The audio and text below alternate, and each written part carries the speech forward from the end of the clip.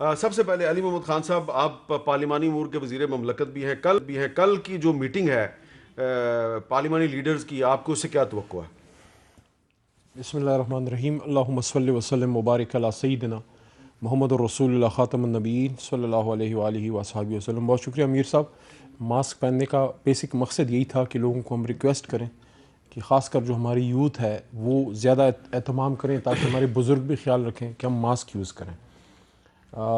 ये जो पार्लिमानी कमेटी है कोरोना की, ये उन दिनों बनी जब अभी पाकिस्तान का पार्लिमान बंद हुआ पड़ा था, और वो एक अच्छा इनिशिएटिव था हुकूमत का भी और स्पीकर साहब का भी, और मैं उनको सराहता भी हूँ कि जब मैंने उनको तजवीज़ दी कि पार्लियामेंट बंद है और हमें पार्लियामेंट को भी एक पॉजिटिव रोल अदा करना चाहिए, तो उन्होंने उसी दिन वज़ीर-ए-आज़म साहब से रब्ता किया, स्पीकर साहब ने भी, मैंने भी किया, और उसके बाद ये पार्लियामेंट्री कमेटी बनी।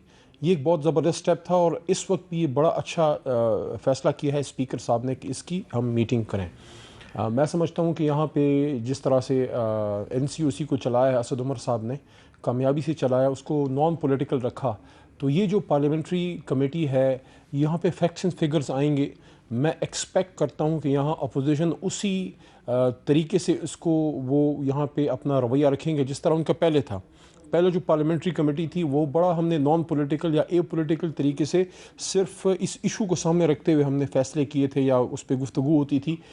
मेरी तवक्को है कि वाक़यात की, मामलात की, हालात की संगीनी को अपोजिशन के हमारे दोस्त जो हैं वो उसको भांपेंगे और कोई सियासी जज्बातियत का मुज़ाहरा नहीं करेंगे। चाहे हमारी तरफ से कोई गलती भी हुई हो, मतलब हो सकता है हमने भी कोई जल्द से ज़्यादा कर दी हो, लेकिन जब से NCOC की डायरेक्शन आई उसके बाद ना खान साहब ने ना हम लोगों ने कोई बड़ा जलसा, को बहुत बड़ी गैदरिंग कोई नहीं की। मेरे ख्याल में पाकिस्तानियों की ज़िंदगी हमारी सियासत से तो ज़्यादा आप चाह अहम रहे है। हैं कि अपोजिशन फिलहाल जलसे मुलतवी कर दे? मुझे उम्मीद है, क्योंकि जिस तरह से ये राइज़ हो रहा है, तो जितना कोई पाकिस्तानी हमें अजीज़ है उतना उन्हें भी होगा, क्योंकि वो भी उन्हीं से वोट लेके आते हैं।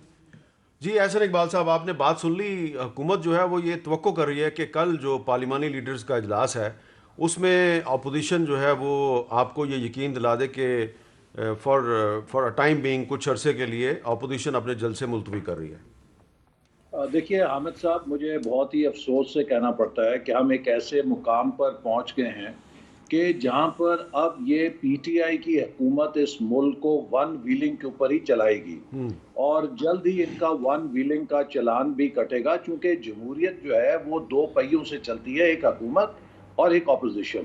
इन्होंने तकरीबन 2.25 साल अपोजिशन को डिनाई किया है, उसका मुकाम तस्लीम नहीं किया, ना पार्लियामेंट के अंदर कोई जगह छोड़ी, ना पार्लियामेंट के बाहर जगह छोड़ी। इस वक्त भी जब मैं आपसे गुफ्तगू कर रहा हूँ, ये हुकूमत ओवरनाइट काम कर रही है। पहले नैब था, अब FIA और एंटी करप्शन इस्टेब्लिशमेंट से कि दूसरे और तीसरे दर्जे पर भी अपोजिशन के जो लोग हैं उनके खिलाफ झूठे पर्चे कराए जाएं। इसी तरह ये हुकूमत मुसलसल डिनाइल में रही। कश्मीर के ऊपर मोदी ने कब्जा किया, भारत ने हमारी एयर स्पेस वायलेट की। वजीर आजम साहब की शान मैली होती थी कि वो अपोजिशन के साथ बैठना या तस्वीर खिंचाना अपनी तौहीन समझते थे। अब नतीजा क्या निकला?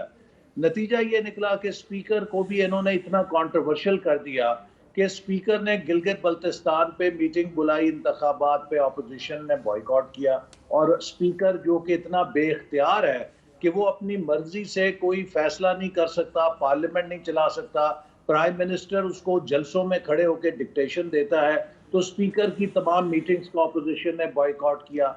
कौमी सलामती की कमेटी बुलाई गई, अपोजिशन ने कहा हम नहीं जाएंगे, उन्होंने मुलतवी कर दी।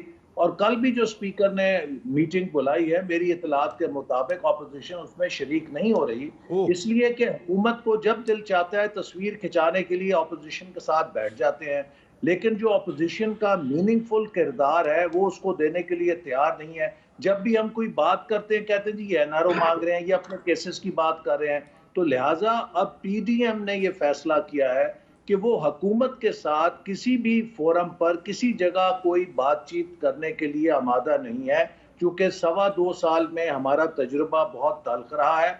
अब जो भी बात होगी अवाम के सतह पे होगी। अब ये जो इनका बयानिया है कि ये जलसे कर रहे हैं, देखिए एक हुकूमत जो खुद अपने लिए जलसे जायज समझती है, अभी ये 3 दिन पहले इनके वजीर गिलगित बल्तिस्तान में जलसे कर रहे थे, जुल्फी बुखारी साहब। तो ऑपोजिशन के जलसों से आप कहते हैं सारा कोरोना उनसे टूटेगा। हामिद साहब, एक बात सिर्फ मैं ये कहना चाहता हूँ कि इस वक्त जो मुल्क की फंक्शनैलिटी है, हाँ। जो बाजारों के अंदर हो रहा है, जो सब्जी मंडी में हो रहा है, जो फ्रूट मंडी में हो रहा है, जो बैंकों के अंदर हो रहा है, जो दफातर के अंदर हो रहा है, जो शाहराहों में हो रहा है, उसके मुकाबले में ऑपोजिशन का जलसा जो ओपन स्पेस में 2-2.5 घंटे के लिए होता है, उसकी कंट्रीब्यूशन बड़ी माइन्यूट है। वो मसला नहीं है कोरोना चले फैलाने का। ठीक है कोरोना आपका। फैलाने के जो जराए हैं वो दूसरे हैं, लेकिन इनका सियासी बयानिया है कि सारे कोरोना का जोर जो है अपोजिशन के जलसों पर फेंक दो।